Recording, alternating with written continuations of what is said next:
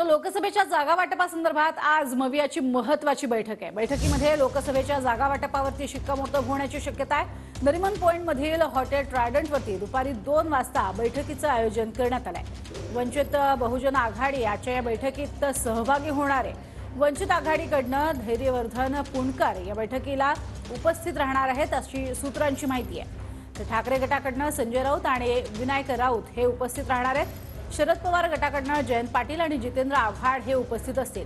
तर काँग्रेसकडनं नाना पटोले तसंच बाळासाहेब थोरात, अशोक चव्हाण, वर्षा गायकवाड या उपस्थित असणार आहेत।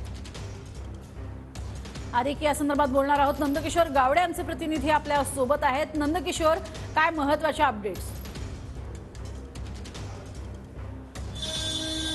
नक्कीच प्रज्ञा, आज 2 वाजता हॉटेल ट्रायडन नरिमन पॉइंट येथील हॉटेल ट्रायडनमध्ये आज महाविकास आघाडीची पुन्हा एकदा बैठक होते। आठवड्यातली ही दुसरी बैठक आणि महत्त्वाचं म्हणजे वंचितचं शिष्टमंडळ सुद्धा या बैठकीमध्ये उपस्थित राहणार असल्याची माहिती आहे। प्रकाश आंबेडकर हे वाशिम दौऱ्यावरती असल्याने उपाध्यक्ष धैर्यवर्धन हे या बैठकीसाठी उपस्थित राहणार आहेत। तर ठाकरे गटाकडून खासदार संजय राऊत, खासदार विनायक राऊत हे उपस्थित राहणार आहेत। शरद पवार गटाकडून जयंत पाटील आणि जितेंद्र आव्हाड हे उपस्थित राहणार आहेत। तर काँग्रेसकडून नाना पटोले,